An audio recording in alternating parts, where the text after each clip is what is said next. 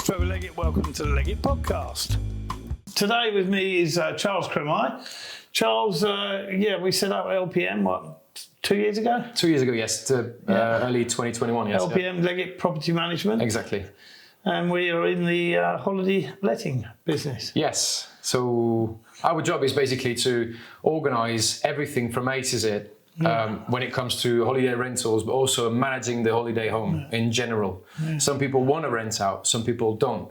We can satisfy both of them, yes. Yeah. I mean, it's been quite complicated. I know that Christophe in Paris has had his ups and downs, and I mean, obviously, with the mayor of Paris literally banning Airbnb to all intents and purposes, and then Bordeaux following suit, and many cities, as London, for example, as well, putting restrictions on furnished rentals. Yes. It's become quite complicated, and a lot of legislation has come in to sort of, hamper. Yeah. So what happened is what we saw when you follow a little bit what happens in the world. It's a general sort of like mindset that the cities have when it comes to short-term rental.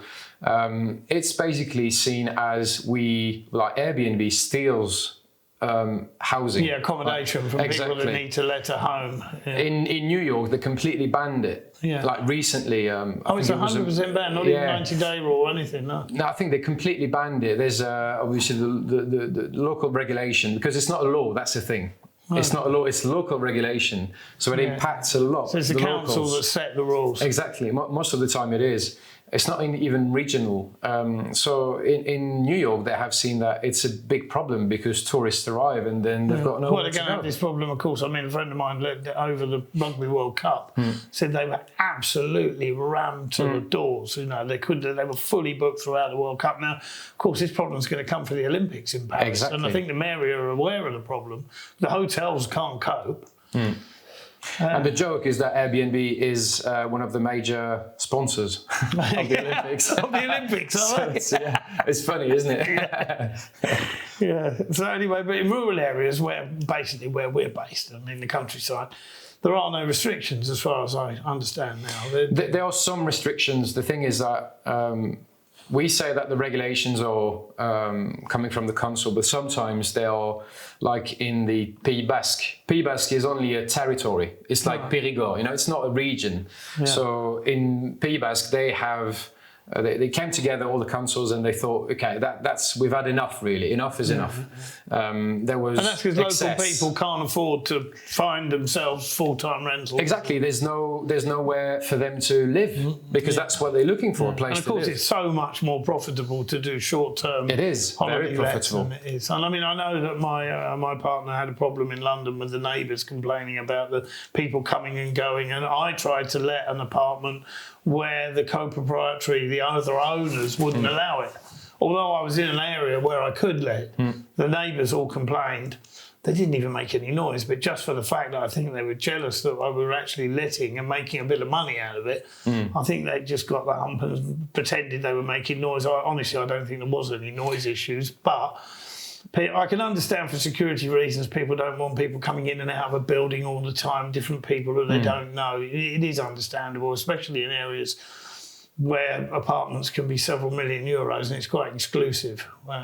There's this, but the general opinion is that if you're doing Airbnb, you're trying to get the money from the tourists and basically steal housing for local people. Yeah. So there's this... Yeah.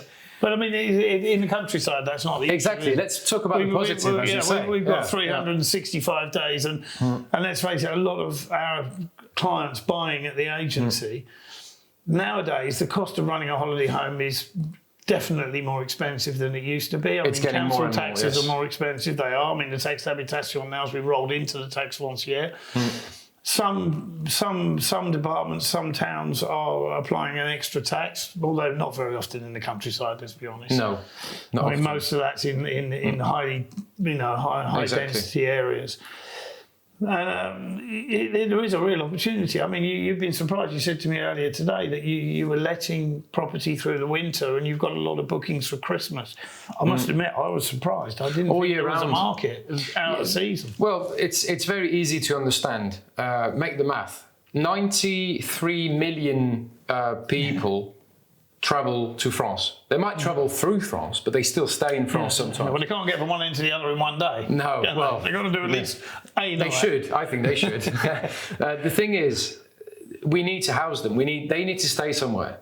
Hotels cannot cope. Also, people, when it's like 3 families of 4, for example, they need to stay somewhere. They're not going to rent 6 bedrooms to accommodate them. They are going to stay in one house. So a self-catered property is a great opportunity for them to enjoy the country as well and enjoy all the amazing culture that we have in France. So. I think a lot of people now actually go onto the platforms because Booking.com obviously provides seasonal lettings, houses, apartments. Yes. The commissions are very high, obviously, for us. Yes. But Airbnb, it's a reflex for a lot of people now, not to just look at a hotel, but to look for an apartment or a house as well. And, as I say, a lot of our people have said to us, well, we don't want to let because of the hassle, but you take all that trouble out of their hands. You've got property managers who are there to look after the building, do the changeovers, you organise the cleaners. Yeah. Our job is to basically take all the hassle off the shoulders of the owner. Right. But not only, because we do a lot more than that. We also do all the pricing as well, which is a big part of our job. We use something that is called dynamic pricing. People can get in touch with us if they want to know more about that. But it's the same as when you book a flight, when you book a train. We use dynamic pricing. So you pay more in peak hours when you book a train at night. Exactly. And then, so what it makes is it makes us more visible and more accessible for people to book. That we do that as well, but we also help them to get classified. Because as I said to you earlier, we talked about that. Our purpose is, as you know, I've learned quite a lot this morning.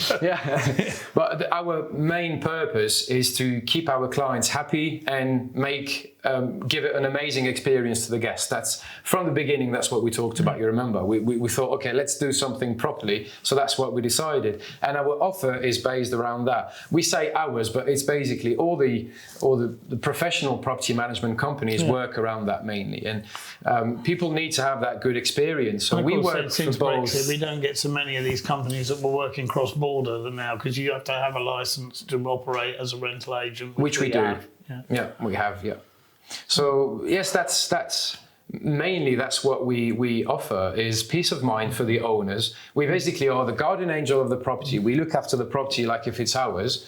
Also thinking that it costs a lot of money to own a second home. And it can, if you don't have a property manager or whoever can look after your property, it can become a nightmare. If you come to your I think that's what stops home, a lot of people letting. Exactly. Is the potential to say, okay, this is our home, we can't be bothered with the hassle, but the revenue is significant. It is. It can be significant. It's always a good surprise for owners who didn't plan to do holiday lettings, and we thought, okay, well, let's, you can have a go and try us basically, and see what happens. So they can, thanks to that, a lot of owners say, thank you, because thanks to you, I can afford the spa that I wanted in my, whatever, or I can improve this, I can that's improve just paying the gardener, because with any property in the countryside, you've got to pay someone to cut the grass, you've got to pay someone to do the clear. And having a cleaner in and out means you haven't got cobwebs everywhere either.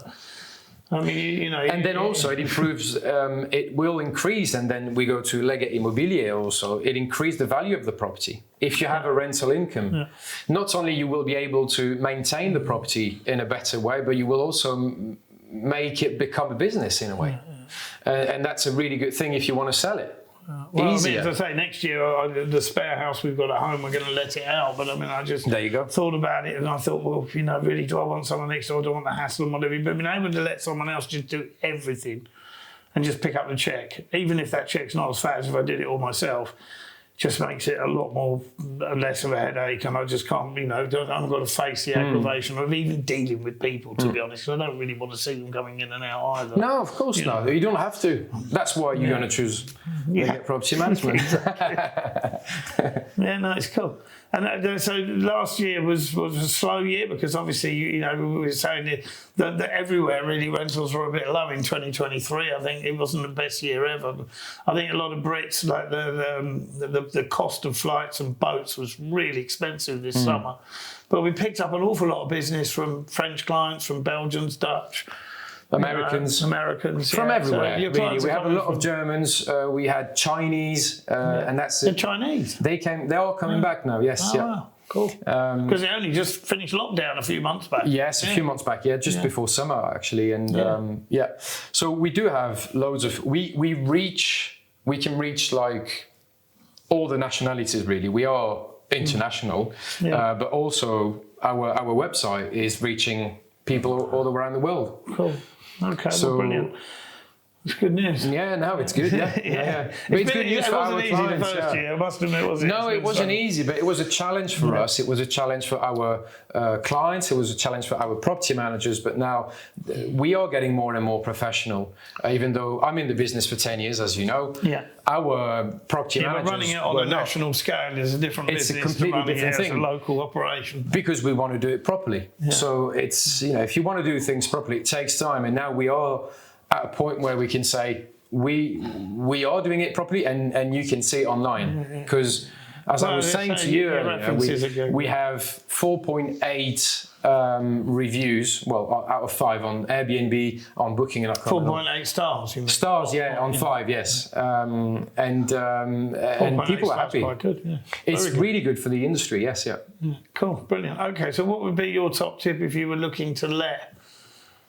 Well, there are a few. Apart from call you. No, well, that's one good tip, of course. But if people want to try on their own, it's also a possibility, even though they won't get the same thing. But you need to look at what others are doing and publish a listing on all the platforms. Yeah. Well, you do that for them anyway, but if they want to do it themselves, a lot of people do it themselves on Airbnb and get the lady from around the corner to come in and do the cleaning and whatever. But I mean, the top tip would be, make the property like if you wanted to stay there for all your holidays. If you feel like this, your guests will have the best experience. Yeah. The most important is guest experience when it comes to holiday letting. So you've got to be like a sort of mini hotel owner. Treat it like it's quite like a fun, 4 or 5 star hotel. Yes, exactly. It's quite fun, but it's I think it's a good tip. Yeah, I must admit, important things to me are like good pillows, good bedding, good. Exactly. It's really important. When you're on holiday, you want to sleep essential. in a comfortable bed and eat good quality. Sometimes if you turn up and somebody's got those horrible foam pillows or they've got those horrible sort of nylon sheets or something, you just go. Ugh. If you wake up, whether you have the best view, the best location, if you had a bad night, you'll never forget that you had a bad night. So it's important. Yeah, bedding is really, really, really important. It's one key place so your top tip, make sure the bedding's good. Yeah. Right, it's a good tip, but it's not the best. All right, well, Charles, thank you very much. Thank you. Cheers. Thank you, Trevor. Thank you. And see you later. Bye.